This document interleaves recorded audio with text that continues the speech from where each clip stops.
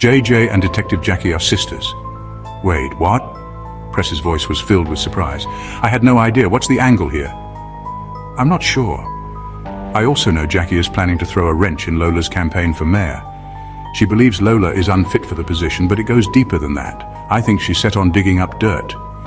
That doesn't sound good, Press replied, a hint of concern creeping into his voice. Lola has been gaining traction, and if Jackie has something on her, it could change the game. Meanwhile, in another part of the city, Detective Jackie sat in her car, contemplating her next move. She knew the stakes were high in the upcoming mayoral election. Lola, the front-running candidate, had connections that ran deeper than the public eye could see. With a determined expression, Jackie reached for her phone and dialed Marcus, the other candidate who was eager to make a change. Marcus, Jackie said as soon as he answered, urgency lacing her tone. I need to share something crucial with you about Lola's background. It's not just her policies, it's her personal life that's troubling. Go on, Marcus urged, sensing the gravity of the situation. Lola isn't who she claims to be. Her boyfriend, Press, he's got a criminal record. We're talking serious stuff here. Drugs, murder, kidnapping, money laundering. This could jeopardize everything. Marcus took a sharp breath, digesting the implications of Jackie's revelation. Are you sure about this? If it's true, we need to act fast. I wouldn't say it if I wasn't certain, Jackie replied. We have to expose the truth before it's too late. JJ was known for her smarts and fierce loyalty to her friends. Alongside her goons, she had pulled off a bold heist months ago, intercepting a massive cocaine shipment intended for a powerful cartel. It was a move that had put them on the map, but also marked them as targets in the dangerous world of drug trafficking. As the weeks passed, the news of their daring operation spread like wildfire, catching the attention of Raphael, the ruthless drug lord behind the shipment. Although JJ and her crew felt triumphant at first, they soon realized that revenge was brewing in the dark corners of the city. Raphael was not one to let go of a grudge. He was formulating a plan to retaliate against JJ and her crew. Meanwhile, Lola found herself engulfed in a treacherous smear campaign orchestrated by Detective Jackie. Jackie was ambitious and cunning, ready to take down anyone who threatened her ascent in the law enforcement hierarchy. With a personal vendetta against Lola, she spread rumors about Lola's criminal enterprise, painting her as a monster in the eyes of the public. With Raphael plotting revenge and Lola facing legal peril from Detective Jackie, their paths were fraught with danger. JJ called a meeting with her goons to strategize. We need to deal with Raphael before he can strike. JJ knew she didn't have enough backup. The fateful night arrived when Raphael's men descended upon JJ-known stomping grounds, but they were met with fierce resistance. JJ and her goons, prepared for the attack, fought back with relentless energy. The two sides clashed in a chaotic encounter. JJ team had suffered defeat. Her team was murdered with the exception of a few. She called Lola. Lola, she began, her voice trembling slightly. I need your help. I've got 20 bricks of cocaine on my hands, and if I don't get out of this mess, I'm dead. Lola raised an eyebrow, her interest piqued. She leaned in, the faint glow from the neon signs illuminating her sharp features. What happened? JJ took a deep breath and recounted the tale of her ill-fated deal. A shipment intended for a notorious gang.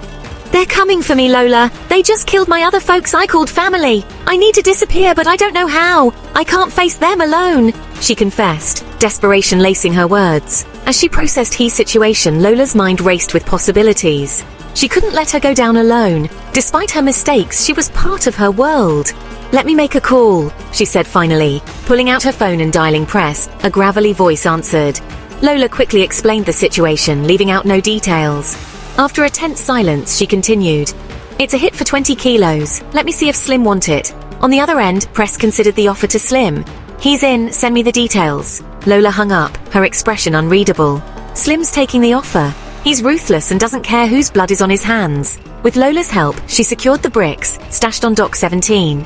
It was a chilly evening when the doorbell of Marcus Johnson's modest home rang, echoing through the quiet night. As he glanced through the peephole, Marcus's heartbeat quickened at the sight of the man standing on his porch. Marcus, Press said smoothly as the door creaked open. Good to see you. Mind if I come in? We need to talk. Marcus hesitated, instantly sensing the weight of the conversation looming ahead. What do you want, Press? He asked, trying to keep his voice steady. With a disarming smile, Press took a step closer, his demeanor disarmingly calm. Let's cut to the chase. I'm offering you $250,000 to drop out of the mayoral race. Think about the kids, Marcus. This town isn't safe for political risk-takers right now, he pointed out, his eyes piercing with an intensity that sent shivers down Marcus's spine. We need to think about the future. Marcus's mind raced. The offer was tempting, but the price of his integrity was far too high. He shook his head, taking a deep breath. "No, Press, I can't do that." Without waiting for a response, Marcus shut the door with a firm thud, the finality of it resonating in the stillness of the night. He leaned against the door, his heart pounding as doubt crept in.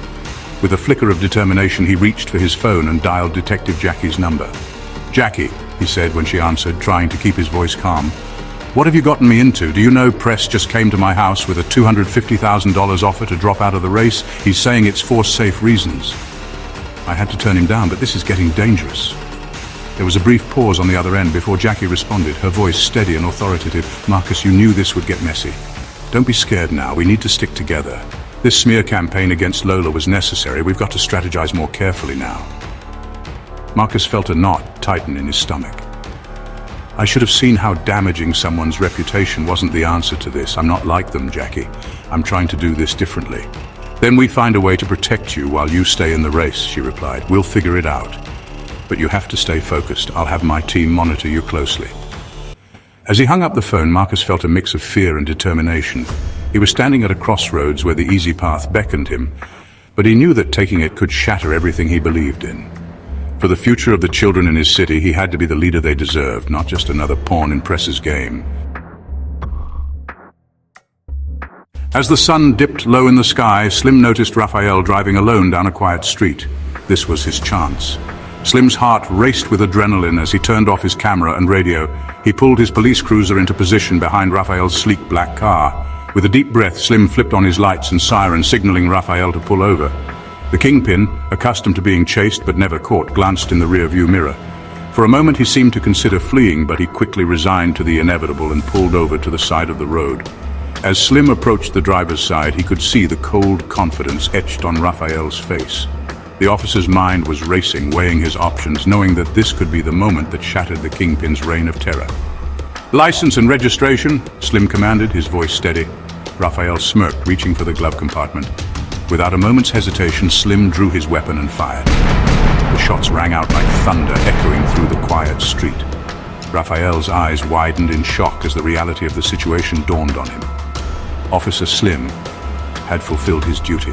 As the early morning sun filtered through the curtains, Lola stirred awake, stretching her arms above her head, blissfully unaware of the storm brewing outside her door. It was election season in their small town, and tensions were running high. But today, it wouldn't be the usual political debates that would greet her. Her phone buzzed incessantly on the bedside table. Sighing, she reached for it, expecting texts from friends or a notification from her favorite social media platform. Instead, her heart dropped as she opened a news app splashed across the screen with bold, ominous headlines.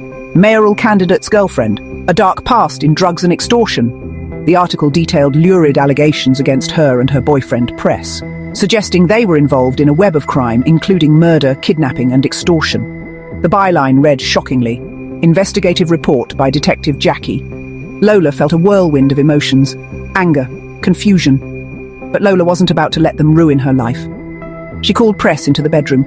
As he walked in, sipping his favorite blend of coffee, Lola said to Press, "Jackie gotta die immediately." Let me tell you.